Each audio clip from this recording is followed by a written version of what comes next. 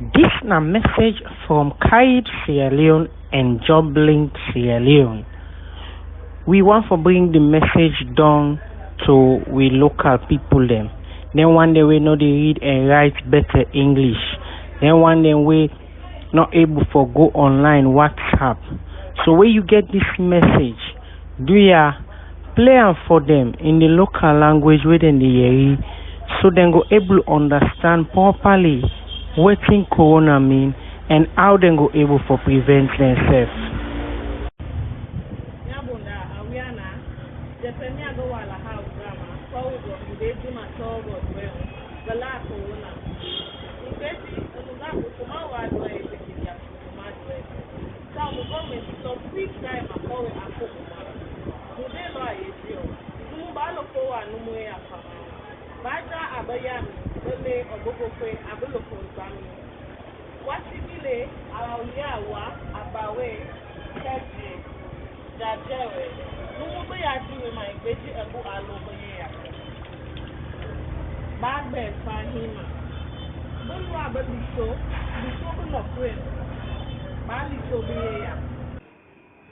Musidɓe tedduɓe assalamu aleykum on jarama nde tawata ɗen eɓɓidade fiinde nawnare coronavirus ronkude natude ka leydi men ɗo sallo miɗo faala yewtude en ɗo holɗa en sartiji joyi ɗi tanƴiniɗen se wattani hiila e majji kadi en gollitiriɗi allah walla e nde nawnare ronka natude ka leydi men ɗo arano e majji en tertoɗen moɓodirgol e nokkureji ɗiɗaɓum ɗum tertoɗen salmodirgol tataɓum ɗum siɗen iluɗe suumiɗen kine men ɗen sogonal juuɗe men ɗen ma ɗum gollitiren yittoɗum si en gayni ukken ka tuundi nayaɓum ɗum sooɗoɗen saabunde kañuma e ndiyan laaɓuɗan pof sayi kala kadi gollitiren sanitizer jowaɓum ɗum tertoɗen fijirgo ma mimugol gite men ɗen kine ɗen e hunduko juuɗe men ɗen yandi wattanen hiila e ɗi sartiji kadi gollitirenɗe yo allah mon dandu e nde nawnare natude ka leydi men ɗo. Assalamu aleykum wa rahmatullahi wa barakatuh. Aleykum wa rahmatullahi wa ta'ala barakatuh. Afmami no dira sekenu angi katatof tulo me na piari sekenu tumo siyo dinunga mine ngopa kwanka katimne pa gadri brema kabung binem karabung kurengi sekchim tuk torisnu salata datuda anwuka pudir shui ang puto antiladi ang coronavirus omari yema kama sebashi mama salata seketangane tiang kwament montori shui yak mata momu omari deruderun kobe sisula kama kurene une kamwe mabuta to yanto ngi tas tangane nginu kama subumra nengi ngameyo e kay kumdere bat kanto fasu omari mine tinemtene afmami nloko yapi ka an Ebola mandere afma gbate antko ka penshan kere tuno ke moyenye sikli ka pai tu chenga te boki do kurkate sate omare mine nemtene afmami ka pada to di o atacheng sustain pa chene de ofoi sort of tulom to moyen anye po satara to di satara tuman tsulne san kuro cheta yo do bone kanto foswe omari tagbase te makane swe do misidi aka masteko do church aka manteko kere lane tik bade rode raunin to labe kuro to sanemu o amari tagbashi no to ya chi yonu do ye kwa mapado makich manskone omari je bola ne uni nchi mapam kama yo otom ko wa isa de ba kwa isin kalkalane so tate katakati kekera katiken minen bagadri brama ka bo pakwa ikori nu seke momoni boturnu nabe koluma aloi ya teli kono ko pentina we ai maasi aja na ke ki ko ko ki yo ai we porque na ke fan vele coronavirus ito amba ke ka ko mo nuka ke government ho to free ele na ke ki ko ma hunka ke ai ma haisi na le line dia che ha ke le ko ma mueka no ma ko soto ya sende la e ko lo fa ko bonde ai ma ilma la chu ko alo ke no ko soto me ka ki na ho me kon bi ina che toni ko bi atnie kan suye mo yi mo dokien kana ba bumbo comment hai o yema bo to su mo akwe tawale mo ka su mo aso o panga tiso kwa ima tiso ne mo lo be pia mo eke ke le no ma ko soto o moment ma ko soto ma ko go me ke ga ho ile me continue na se ban missing o sunye ka pia ni mo ke me continue mo to pia ko ai ka ke ga ma pe ko ba na mo mo se le afasi ya ko ko na ko la ke o ya ba se de de ma ni di ko ni ko ko na ga di na ba ye ye ma bo le no no be ti asu e ma bo le be ti asu ke ana ba ti da ma si ma wo si mo e ni mo e ni di mo e su mo e ma lo be ti ye ye ma bo ni si wo si mo e se no lo mo be so mo ni si wo si mo e o ko di asu ye ko la ba ko ni mo bo ni si wo si mo e ko ba mo so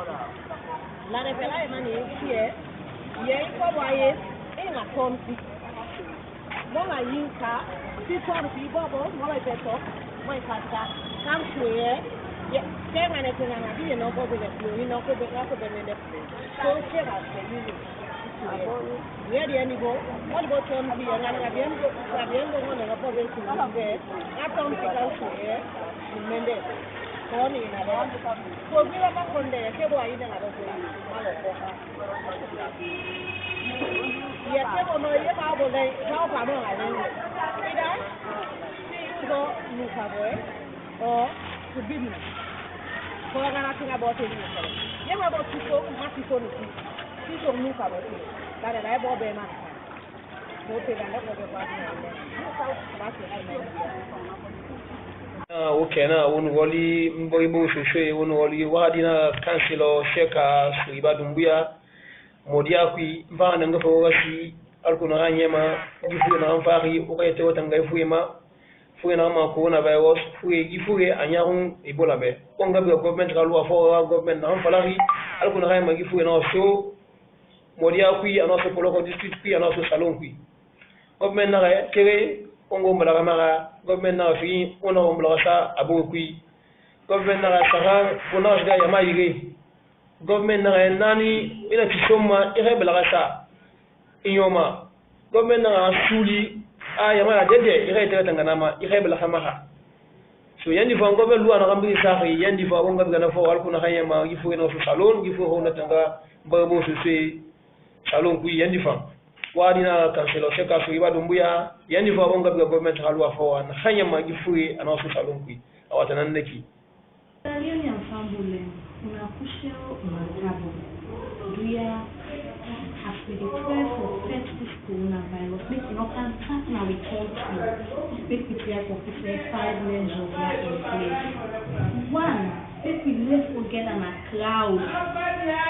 Two, duya let me left for the shake hands. 3, if you want to sneeze, use your bare elbow, or you can even use tissue first. When you don't, you throw it in a dustbin. 4, make we dey wash the hand with soap and water all the time. You can even use sanitizer first when you don't. 5, make we no dey play with we nose, we eye, we mouth with the ordinary hands them. If we put them 5 things here in place, it will help we for prevention. We all know say when Ebola dey come, it kills beaucoup of people them. So do ya, as we all know now, and Mama Salon again, let me try for prevent the sick here. Una thank you. Yantu biara midama kakingusa kanko and sise kera kabindu fuma kasalundu. Milue kanyusu fuma ka Faido barumana untuna kije hiyo una coronavirus. Coronavirus untuna kita bena kile tabawo meti. Ki koriwo. Ani fe talika ba bila untuna kita bena. De bilo ku lutugu. Kere wa wimi ba mita bila untuna kita bena. Una satu nina ka video. Bineka na wimi nina. Na senka plesi nguteke mani ni boketu ni maseni. Gome mani, uselfu maseni ma. Pete lui, ampeti. Nje ulongo da kapoti. Mana. Ngolo kita longo tamalo ho. Ni nana. Dulu belum kamu loh. Apa kalau belum pak? Mana nuba putu? Kalau kita akan datang, lepas itu juga kau buat ini ya baik.